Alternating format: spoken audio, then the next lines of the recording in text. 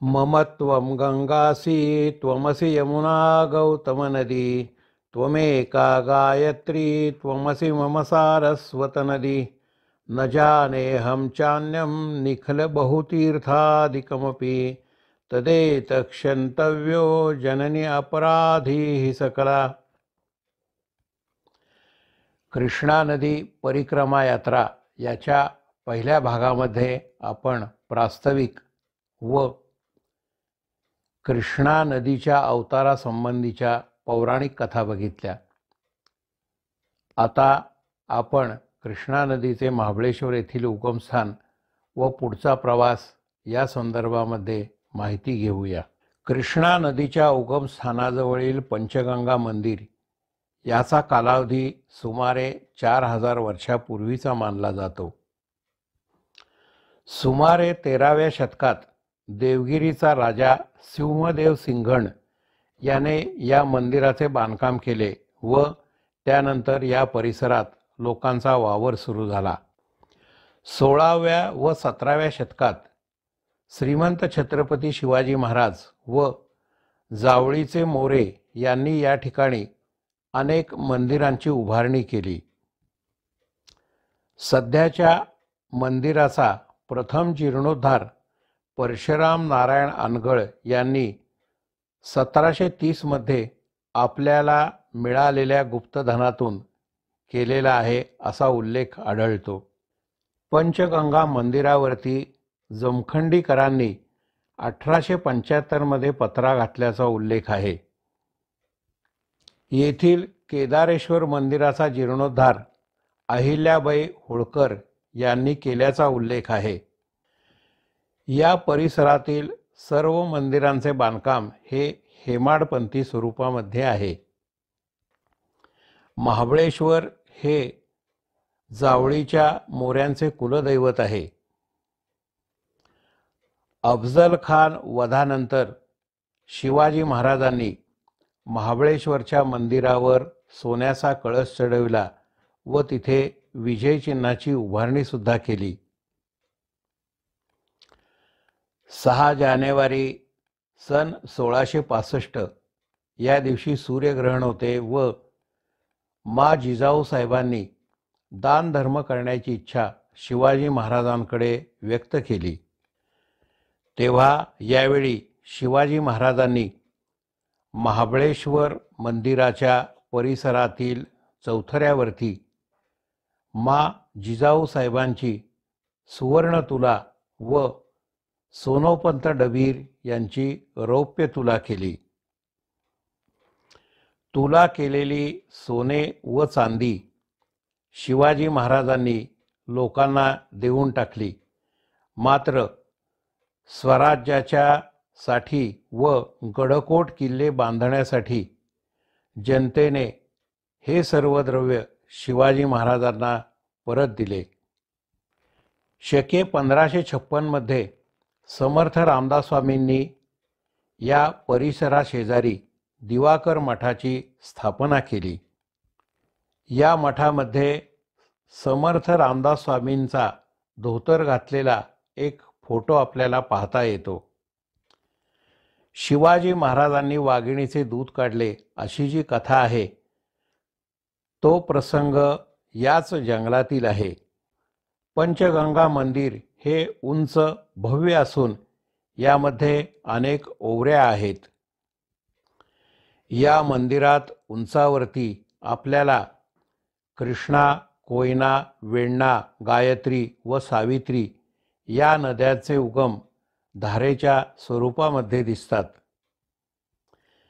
येथे भागीरथी नदीचेही उगमस्थान दाखवलेले असून ती दर 12 वर्षांनी कन्यागतामध्ये येथे दिसते व सरस्वतीचे उगमस्थानही दाखवलेले असून ती कपिला षष्ठी म्हणजे 60 वर्षांनी येथे दिसते अशी भक्तांची श्रद्धा आहे। या सर्व नद्यांचे पाणी गोमुखातून खालील ब्रह्मकुंड आणि विष्णुकुंड यामध्ये जमा होते। अनेक ओवऱ्या व कुंड असलेल्या या मंदिरात श्री कृष्णाबाईच्या उगमस्थानाजवळ कृष्णाबाईची सुंदर मूर्ती आहे. गोमुखातून कुंडात आलेली कृष्णा नदी या ठिकाणी गुप्त होते व याच मंदिराच्या पूर्व बाजूला म्हणजे कड्याकडे खालच्या बाजूला कृष्णाबाई मंदिरात ती प्रकट होते. हे मंदिर पंचगंगा मंदिरापासून सुमारे 5 मिनिटाच्या अंतरावर आहे व अतिशय जुने व हेमाडपंथी स्वरूपामध्ये हे मंदिर बांधलेले आहे. या मंदिरातही कुंड आणि दोन्ही बाजूला ओऱ्या आहेत. या मंदिराच्या गाभाऱ्यामध्ये दिव्य शक्तीचा वास आहे अशी श्रद्धा असून भक्तांना येथे अनेकदा स्पंदने जाणवितात. आतील भागामध्ये घुमट आणि कळस हे उलट्या पद्धतीने कोरलेले आहेत. गाभाऱ्यात डमरू स्वरूपातील आसनावरती मोठी पिंड आहे. हे मंदिर पुरातत्व खात्याच्या ताब्यात आहे. पंचगंगा मंदिराची व्यवस्था ग्रामस्थ महादेव कोळी समाजातील लागी यांचेकडे आहे. कृष्णा नदीच्या उगमस्थानाच्या मंदिरातून आलेली नदी गोमुखातून कुंडात पडते व कुंडातून पुढे जाऊन ती कड्यावरून खाली जोर गावामध्ये जाते. जोर गावातील लोक या ठिकाणी कृष्णेने उडी मारली असे म्हणतात. ही मौसमी नदी असल्यामुळे पावसाळ्यामध्ये आपल्याला हा धबधबा बघता येतो. महाबळेश्वरमधून उगम पावणाऱ्या सर्व नद्यांचे प्रवाह हे मान्सूनमधील पावसावरती अवलंबून आहेत.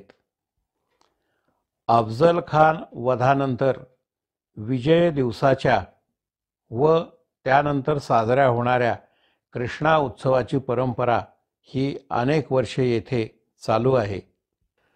फाल्गुन वद्य प्रतिपदा ते फाल्गुन वद्य षष्ठी या कालावधीत येथे उत्सव साजरा होतो.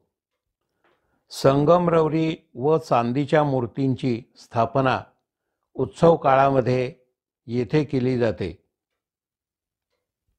या कृष्णाबाईच्या मूर्ती फक्त उत्सव काळातच बाहेर काढल्या जातात व आपल्याला त्यांचे दर्शन घेता येते. उत्सव काळामध्ये येथे श्रींची प्रतिष्ठापना, हवन, भजन, कीर्तन, गायन, सांस्कृतिक कार्यक्रम व महाप्रसाद असे कार्यक्रम अतिशय उत्साहात केले जातात. या उत्सवासाठी परिसरातून आलेल्या लोकांची येथे मोठी गर्दी होते. या जागृत दैवताच्या दर्शनासाठी परगावी गेलेले ग्रामस्थ उत्सवासाठी येथे आवर्जून येतात. या नासाचे विश्वस्त म्हणून दीक्षित आणि महाबळेश्वरकर हे उत्सव काळात हे सर्व काम पाहतात. क्षेत्र महाबळेश्वर हे एक पर्यटन क्षेत्र असून या भव्य मंदिरामध्ये अनेक चित्रपटांचे चित्रीकरणही झालेले आहे. स्वातंत्र्यपूर्व काळामध्ये महाबळेश्वरला उन्हाळी राजधानीचा दर्जा होता व त्यावेळचे मुंबई इलाख्याचे राज्यपाल हे या ठिकाणाहून राज्यकारभार चालवत असत. म्हणजे निदान एकेकाळी श्रीकृष्णेच्या उगमाजवळ या भागाला राजधानीचा दर्जा होता व सध्या कृष्णेच्या समुद्रार्पण म्हणजे सागर संगम म्हणजे अर्थात आंध्र प्रदेशातील विजयवाडा या ठिकाणी सुद्धा आंध्र प्रदेशच्या राजधानीचा दर्जा प्राप्त आहे. येथील कड्यावरून डोंगरातून खाली वाहणारी कृष्णा नदी जोर येथे सपाटीवर येते आणि सपाटीवर आल्यानंतरचा कृष्णेचा प्रवास आता आपण बघणार आहे. क्षेत्र महाबळेश्वरवरून जोर येथे जाण्यासाठी डोंगरातून पाऊलवाट आहे, परंतु त्यासाठी स्थानिक लोकांची मदत घेणे योग्य होईल. वाहनाने जाणाऱ्यांसाठी पाचगणीहून वाई येथे यावे लागते व कृष्णेच्या दक्षिण बाजूने आपल्याला महाबळेश्वरच्या बाजूला म्हणजे पश्चिमेकडे जावे लागते. वाईकडून जोरला जाताना वाटेमध्ये व्याहाळी, वैगाव, गोळेवाडी ही गावे लागतात. जोरच्या पुढे बलकवडे आणि त्याच्या पुढच्या बाजूला धोम धरणाचा मोठा परिसर आहे. श्रावण महिन्यामध्ये म्हणजे पावसाळ्यात जोर येथे आपल्याला क्षेत्र महाबळेश्वरकडून येणारा कृष्णा नदीचा प्रवाह वाहताना दिसतो. याच ठिकाणी व याच डोंगरातून उगम पावलेल्या कृष्णेच्या बहिणी म्हणजे कमंडलू, वेदगंगा व वळकी या ठिकाणी तिला भेटतात. अर्थात कृष्णेबरोबर या नद्यांचे हे पहिले संगम आहेत. पावसाळी मोसमात वाहणाऱ्या नद्या व बलकवडे धरणाच्या पाण्याचा फुगवटा असल्यामुळे कमंडलू, वळकी हे संगम क्वचितच दिसतात. मात्र वेदगंगेचा संगम आपल्याला नंतरच्या काळातही बघता येतो. बलकवडे धरणात पाण्याखाली काही देवळे गेलेली आहेत. त्यातील मूर्ती ग्रामस्थांनी काढून बाजूला ठेवलेल्या आहेत, त्या आपल्याला बघता येतात. धोम धरणाच्या खालच्या बाजूला व कृष्णा नदीच्या उत्तर घाटावरती सिद्धनाथ नरसिंहाचे सुंदर मंदिर आहे. याच ठिकाणी धौम्य ऋषींचे वास्तव्य होते अशी श्रद्धा आहे. सिद्धनाथ मंदिरातील शंकरांची पिंड असलेला गाभारा हा खोलवर व नदी पातळीच्याही खालच्या बाजूला आहे. हे मंदिर अतिशय प्राचीन असून हेमाडपंथी बांधणीमध्ये बांधलेले आहे. या मंदिराचे मुख्य आकर्षण हे पुष्करणी व त्यावरील नंदी हे आहे. सिद्धनाथाच्या मंदिरासमोर मोठ्या हौदामध्ये भव्य आणि सुंदर कलाकुसर केलेले असे मोठे कासव आहे. या कासवावरती मोठा चबुतरा असून त्यावरती नंदी विराजमान आहे. ही पुष्करणी, नंदी, चबुतरा, कासव यावरील कोरीवकाम अतिशय सुंदर आणि बघण्यासारखे आहे. याच परिसरात समोरील बाजूला उंचावरती श्री नरसिंहाचे स्थान आहे. कृष्णा नदीकाठी आपल्याला अनेक नरसिंह मंदिरे दिसतात. त्यामधील श्री नरसिंहांचे हे कृष्णाकाठचे पहिले स्थान आहे. येथे एकामागे एक पाठीला पाठ लावून उग्र व शांत नरसिंहाच्या मूर्ती आहेत. उग्र नरसिंहाची मूर्ती ही हिरण्यकश्यपूचे पोट फाडतानाची आहे व शांत नरसिंह मूर्ती ही लक्ष्मीच्या सहवासातील आहे. देवळाबाहेर दक्षिण बाजूला गोमुख आणि कृष्णेचा मोठा घाट आहे. या घाटावर धार्मिक विधी केले जातात. मात्र येथील पाण्यामध्ये बरीचशी जलपर्णी माजलेली आहे. धोमच्या पूर्व बाजूला कृष्णेकाठी भोगाव आणि पांडेवाडी अशी गावे आपल्याला लागतात. भोगाव येथे नदीचे सुंदर पात्र असून तेथील घाट ही सुंदर आहे. येथे नदीकाठी समर्थ शिष्य वामन पंडित यांची समाधी व वृंदावन आहे. भोगावच्या उत्तरेला रस्त्यापलीकडे पांडेवाडी हे गाव आहे. पांडेवाडी येथे आपटे, पटवर्धन, कोल्हटकर, गजरे हे श्रीकृष्णाबाईचा उत्सव माघ शुद्ध एकादशी ते पौर्णिमा या दरम्यान साजरा करतात. पांडेवाडी येथे पांडजाई किंवा पांडवजाई या देवीचे मंदिर आहे. तसेच पांडेवाडीच्या वरच्या बाजूला पांडवगड हा डोंगर आहे. वाईला पूर्वी विराट नगरी म्हणत असत व या ठिकाणी पांडवांचे वास्तव्य होते. पांडवजाई या देवीची स्थापना सुद्धा पांडवांनी केलेली आहे अशी येथील लोकांची श्रद्धा आहे. येथून जवळच असलेल्या बोपर्डी येथेही पांडवांचे वास्तव्य होते अशी समजूत आहे. पांडवगडच्या तळ्यात लिंबू टाकले तर ते बोपर्डीच्या विहिरीत येते अशी हकीकत येथील काही जुने लोक अजूनही सांगतात. वाईच्या पूर्वेला एक पाण्याचा प्रवाह असून त्याला कीचक प्रवाह असे म्हणतात व याला बारमाही पाणी असते. वाईच्या उत्तरेला वैराटगड, कमळगड, केंजळगड हे किल्ले व त्याचप्रमाणे छत्रपती शिवाजी महाराजांनी जेथे स्वराज्याची शपथ घेतली ते रायरेश्वर किंवा रोहिडेश्वर सुद्धा आहेत. कृष्णा काठाने वाईकडे जाताना आपल्याला वाटेमध्ये मेणवली लागते.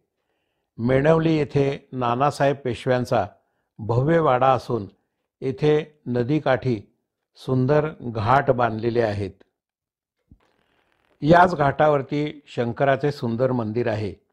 या मंदिराच्या समोर एक मोठा चबुतरा असून तेथे चिमाजी अप्पा पेशवे यांनी पोर्तुगीज विजयानंतर आणलेली मोठी घंटा आहे. या घंटेवरती येशू व माता मेरी यांची चित्रे आहेत. डोंगर दऱ्यातून खाली उतरल्यानंतर कृष्णा काठचे वाई हे पहिले मोठे व तालुक्याचे असे शहर आहे. वाई गावचा इतिहास हा सुमारे 2000 वर्षापूर्वीचा आहे. या ठिकाणी सातवहन काळातील नाणी सुद्धा सापडलेली आहेत. वाईच्या जवळील लोहारे येथील गुहांमध्ये हीनयान काळातील मूर्ती आपल्याला सापडतात व वाईचे प्राचीन स्वरूप आपल्या लक्षात येते. त्यानंतरच्या काळात वाईवरती आदिलशहा व निजामशहा यांचेही राज्य होते. अफझल खान हाही वाईचा सुभेदार होता. मात्र त्याच्या वधानंतर वाई हे शिवाजी महाराजांकडे आले. सुमारे 1700 सालानंतर वाईवरती पेशव्यांचे वर्चस्व होते. वाई हे रास्ते यांचे इनाम गाव.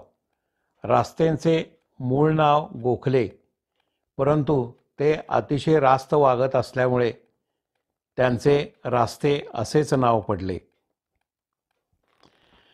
रास्तेंनी कृष्णेकाठी अनेक घाट व सुंदर अशी मंदिरे उभारलेली आहेत. वाईकडून पुण्याला जाताना लागणारा खंडाळा घाट बांधण्यामध्ये सुद्धा रास्तेंचा मोठा सहभाग होता. भिकाजी रास्तेंची मुलगी गोपिकाबाई ही नानासाहेब पेशवे यांची पत्नी होय. छत्रपती शाहू महाराजांना सातारला भेटायला जाताना पेशवे अनेकदा वाईला थांबत होते. त्यामुळे वाईला त्या काळी राजकीय महत्त्व प्राप्त झालेले होते. कृष्णाकाठच्या वाई येथे अनेक मंदिरे आहेत. महागणपती, विश्वेश्वर, मारुती, विष्णुलक्ष्मी, विठ्ठल, कृष्ण, रोकडोबा व शंकरांची अनेक मंदिरे आपल्याला येथे दिसतात. वाईजवळच मांढरदेवीचेही मंदिर असून या ठिकाणी अनेक लोक दर्शनासाठी येत असतात. कृष्णाकाठचे सुंदर घाट व अनेक मंदिरे यामुळे वाईला दक्षिण काशी असेही संबोधले जाते. यातील कृष्णाकाठचे महागणपतीचे मंदिर हे अतिशय प्रसिद्ध आहे. पेशव्यांचे सरदार भिकाजी रास्ते यांनी 12 मे सन 1762 साली महागणपतीचे मंदिर कृष्णाकाठी बांधले. त्या काळी या मंदिर बांधणीसाठी सुमारे 1,60,000 रुपये खर्च आला. येथील गाभाऱ्यात फारसे नक्षीकाम नाही, परंतु समोरच्या मंडपात उंच कमानी असून याचे शिखर अतिशय सुंदर आणि उंच आहे. हे शिखर सुमारे 75 फूट उंच असून याची रचना उलटे कमळ व त्यावरती उमललेले कमळ या पद्धतीने केलेली आहे. याच्या कलाकुसरीमुळे दुरून पाहता हे शिखर स्त्रियांच्या वेडीच्या पेडाप्रमाणे दिसते. कृष्णेच्या पुराचा देवळाला त्रास होऊ नये म्हणून पात्राकडील मंदिराचा भाग हा त्रिकोणी स्वरूपात ठेवलेला आहे. गाभाऱ्यातील गणपतीची मूर्ती ही सुमारे 10 फुटापेक्षा जास्त उंचीची असून याची पूजा शिडीने करावी लागते असे सांगितले जाते आणि म्हणूनच उंच असलेल्या गणपतीला महागणपती असे नामाभिधान दिलेले आहे. महागणपतीचे हे दैवत अतिशय जागृत असून नवस फेडण्यासाठी लोक गणपतीला 5 नारळांचे तोरण अर्पण करतात. गणपती मंदिराशेजारीच काशी विश्वेश्वराचे भव्य मंदिर असून यातील नंदीवरील कलाकुसर ही अतिशय सुंदर आणि बघण्यासारखी आहे. कृष्णेकाठच्या वाईला कृष्णा उत्सवाची सुद्धा प्राचीन परंपरा आहे. सन 1659 मध्ये विजापूरचा सरदार अफजल खान हा स्वराज्यावरती मोठ्या सैन्यानिशी चालून आला. येताना त्याने तुळजापूर, पंढरपूर यासारखी तीर्थक्षेत्रे भ्रष्ट करून लोकांवर अनन्वित जुलूम व अत्याचार केले. जाळपोळ, लुटालूट व अनेकांना ठार करत आलेले अफजल खानाच्या रूपाने स्वराज्यावरील संकट दूर व्हावे व आपल्या शिवाजी राजाला विजय मिळावा यासाठी वाई येथील शेंडे शास्त्री यांनी कृष्णेला साकडे घातले. शिवाजी महाराजांच्या अफजल खान भेटीच्या दिवशी शेंडे शास्त्री, अनेक ब्रह्मवृंद व अनेक लोक आपले जाज्वल्य जागृत दैवत श्री कृष्णाबाई हिच्या प्रवाहात उभे राहून अनुष्ठान करत शिवाजी राजाला जय मिळावा यासाठी देवीची विनवणी करत होते. श्री कृष्णाबाईने आपल्या भक्तांची हाक ऐकली. अफजल खानाचा वध झाला आणि कृष्णाकाठी एकच आनंदी आनंद झाला आणि कृष्णेच्या भक्तांनी कृष्णेकाठी कृष्णेचे उत्सव सुरू केले.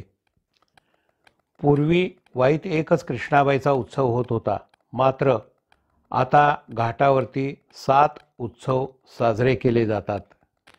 या उत्सवांसाठी कृष्णेकाठी घाटावरती कृष्णाबाईच्या स्थापनेसाठी दगडी चौथरे बनवलेले आहेत. या विजय दिवसाची व कृष्णाबाईच्या उत्सवाची परंपरा सातारा जिल्ह्यामध्ये आपल्याला अनेक ठिकाणी दिसून येते. उत्सव काळामध्ये उत्सवाला लागणाऱ्या भांड्यांची यादी कृष्णेकाठी ठेवली जात असे व दुसऱ्या दिवशी त्या यादीनुसार सर्व भांडी मिळत असत. उत्सवानंतर ही भांडी परत कृष्णेकाठी ठेवली जात असत व दुसऱ्या दिवशी तेथून ती नाहीशी होत असत. या पद्धतीची हकीकत अनेक ठिकाणी जुने लोक आवर्जून सांगतात. प्रत्येक ठिकाणच्या उत्सव मूर्ती वेगळ्या असून त्या शाडूच्या आहेत व फक्त उत्सव काळातच त्या बाहेर काढल्या जातात. कन्यागतात भागीरथी ही कृष्णेला भेटायला येते व यावेळी रामडोह आळीमध्ये मोठा उत्सव साजरा केला जातो. एकाच वेळी उत्सव येऊ नयेत म्हणून 7 घाटावरच्या उत्सवांच्या तिथी ह्या वेगवेगळ्या आहेत. या उत्सव तिथीत नंतर बदलही केले गेलेले आहेत. ब्राह्मणशाही येथील उत्सवामध्ये या ठिकाणी कृष्णाची मूर्ती स्थापन केली जाते. तसेच मधल्या आळीतील मूर्ती ही बैठी आहे.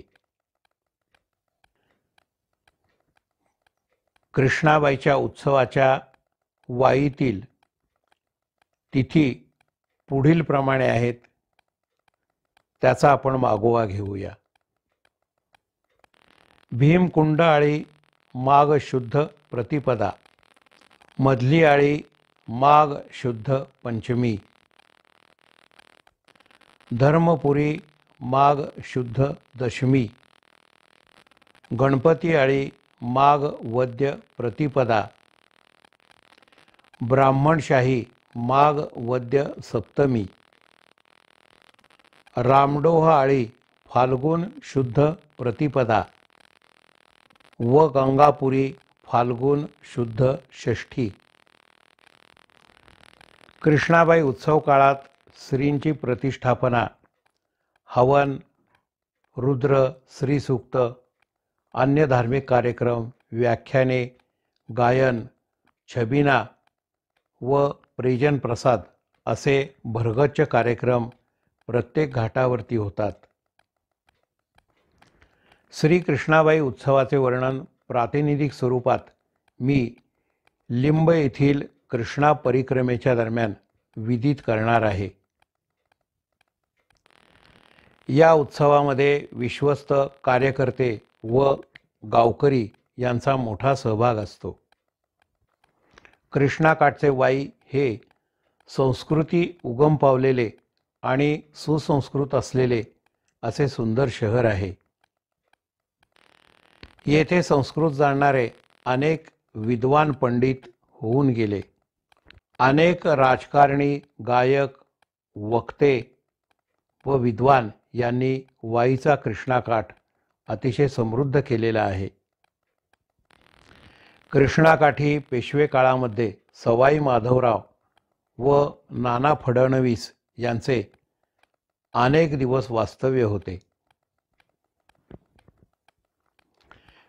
कृष्णेकाठचे सुंदर घाट, मंदिरे व सुंदर परिसर यामुळे वाई येथेही अनेक चित्रपटांचे चित्रीकरण झालेले आहे.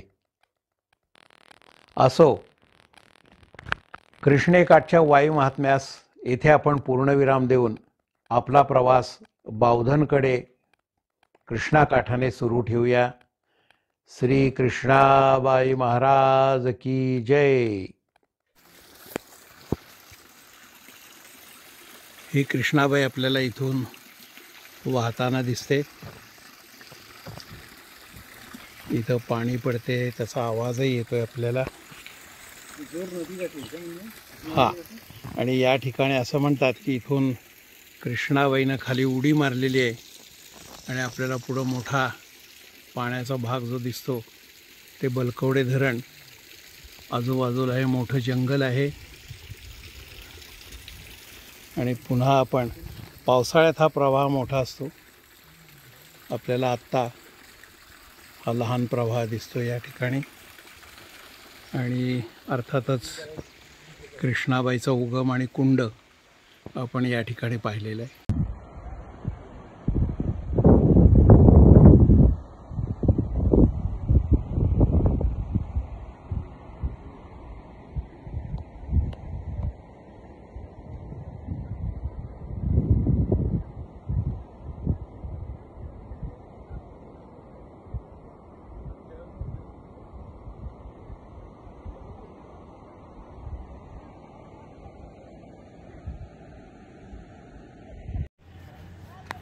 आपण वाई इथं आलेलो आहे. हा कृष्णेचा घाट. ही इथं कृष्णाबाई वाहती. या इथं अनेक मंदिरही आपल्याला दिसणार आहेत. पैकी हे गणपतीचं मंदिर आपल्याला दिसते. त्याच्या शेजारी हे शंकराचं मंदिर आहे. आणि या ठिकाणी कृष्णाबाई प्रसन्न असं लिहिलेलं आहे. इथं आपण पोचलेलो आहे. वाई येथून वाहणारी कृष्णा नदी. दूरवर आपल्याला डोंगर दिसतात. पुन्हा आपण हे कृष्णेचं पात्र बघतोय. पूर्वीचा लहान पूल आहे हा. आणि काही शंकराची मंदिरं आणि पूर्व बाजून जातोय. हे गणपतीचं देऊळ बघा, हे तिरकं बांधलेलं आहे. पुराचा त्रास होऊ नये याच्यासाठी इथे एक कोपरा घेतलेला आहे.